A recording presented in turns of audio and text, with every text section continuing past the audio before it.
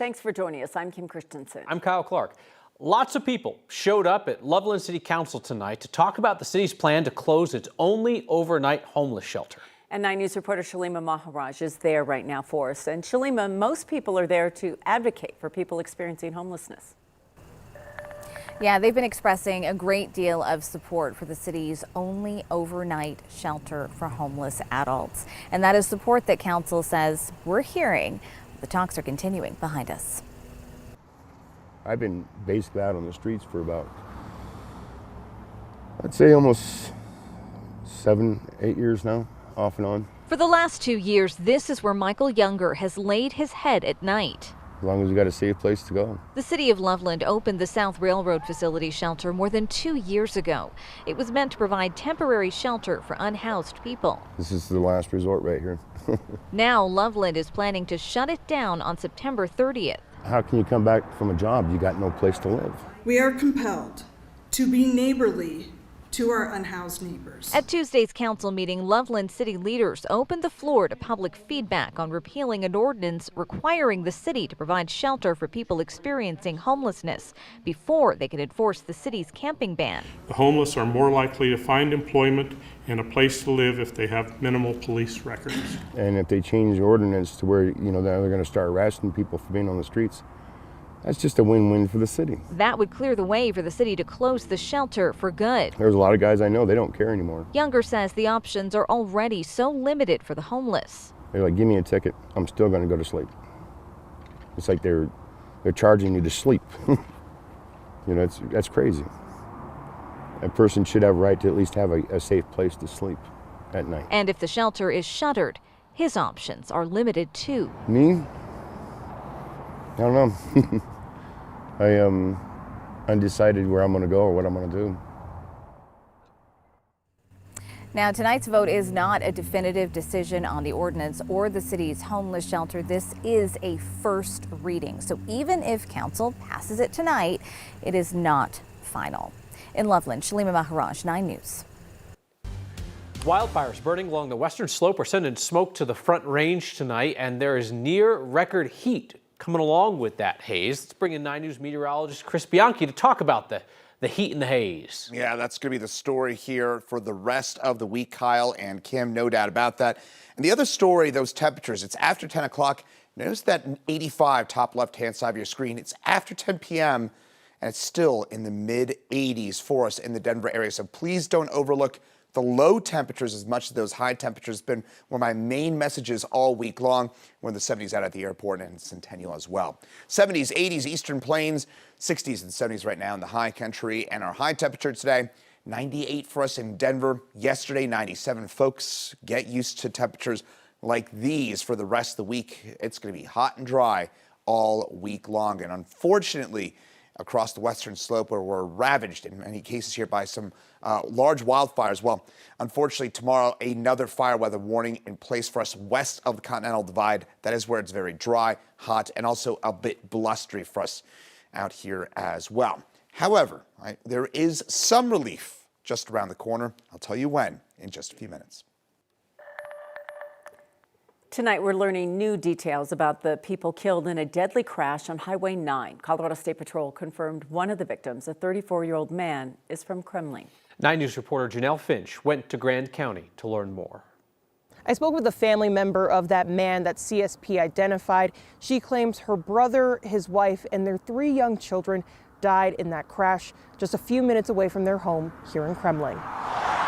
CSP says the crash happened around 7 Monday morning, less than 5 miles from town. Investigators say the driver of a Ford truck crossed lanes into oncoming traffic and hit an SUV head-on. Troopers say 5 people were inside that SUV and all 5 of them died.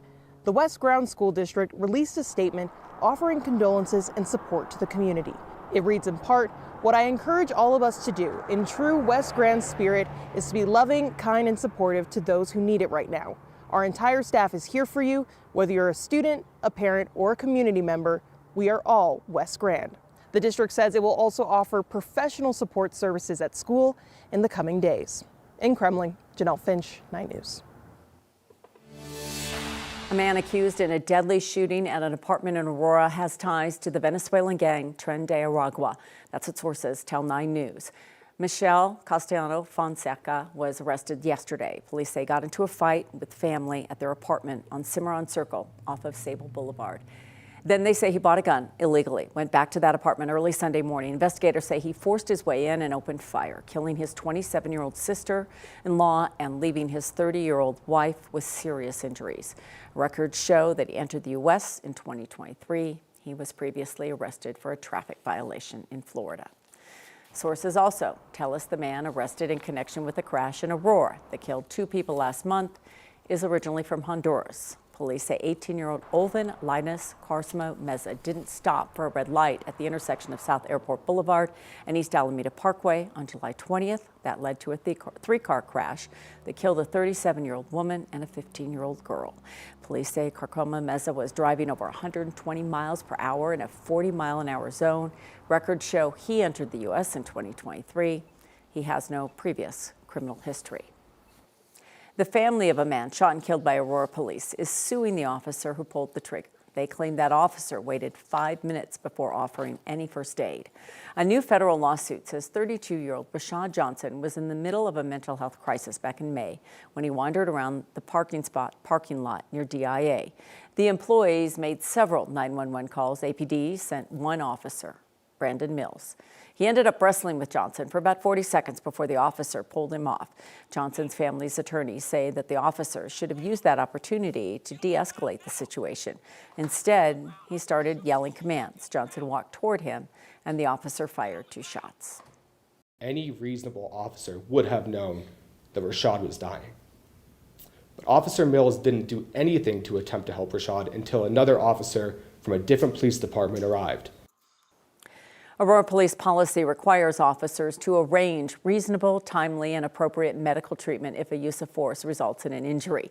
It says, if possible, the officer should do it themselves. APD says they're reviewing whether the officer followed policy alongside the DA's investigation of the case. Republican leaders in Mesa County plan to challenge a state law that limits law enforcement cooperation with federal immigration agents. This all comes out of a traffic stop June 5th. A deputy named Alexander Zwink pulled over a 19-year-old who's originally from Brazil. Caroline Gonzalez-Galavis got off with a warning, but the deputy shared her personal information in a group chat that included federal immigration agents. They picked her up. Last month, Democratic Attorney General Phil Weiser filed a lawsuit against the deputy, citing a law that limits law enforcement from sharing certain immigration information. Today, Mesa County's GOP commissioners decided to file a countersuit challenging the state law. And to single out Mesa County is absurd, and this is for political gain, and let's take them to court. The lawsuit will seek a judgment to clarify what the rights and obligations are for employees and will ask the judge to temporarily stop the state from enforcing the law.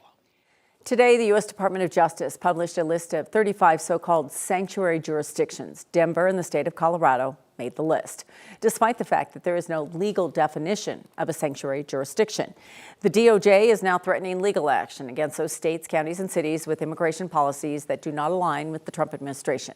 This comes after President Trump signed an executive order aimed at cracking down on so-called criminal aliens and pressuring local governments to fall in line.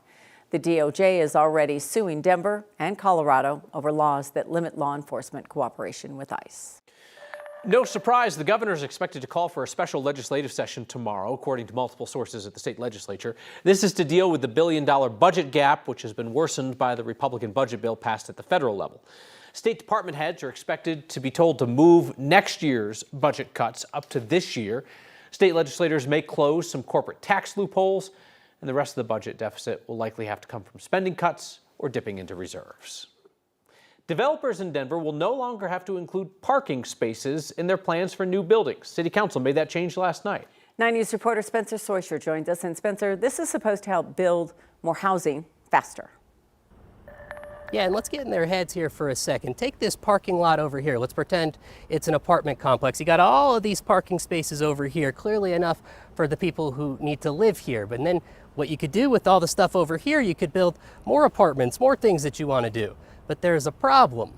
There's another parking lot on this side. The city says that the parking minimums are too high in the city at the moment, And if you get rid of the parking minimums, we might be able to build more housing.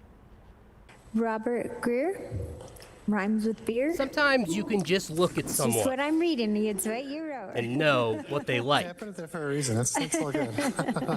Hi, everybody. I'm Rob. For the beer guy, his shirt shows exactly what he thinks of Denver's newest ordinance. Denver doesn't have a crisis of too few parking lots. It has a crisis of too few homes. The city council agrees, and they're trying to do something about it. City leaders passed an ordinance late Monday night repealing parking minimums for new developments. It means developers can build new housing and business complexes in the city without setting aside a required number of parking spots. I think of this as primarily just adding a little bit of flexibility to the development process.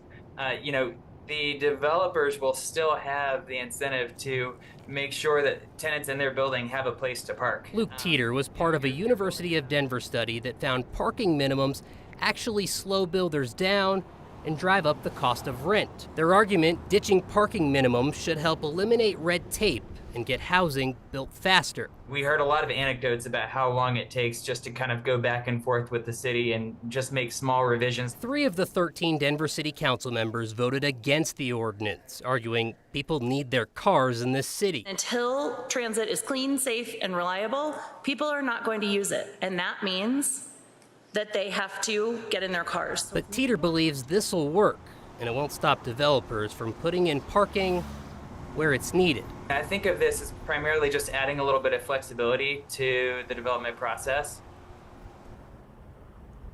The mayor's office told us that Mayor Mike Johnston plans to sign this ordinance. It comes about a year after the state passed a similar one that required eliminating parking minimums near transit corridors. Live in Denver, Spencer Soyshirt, 9 News.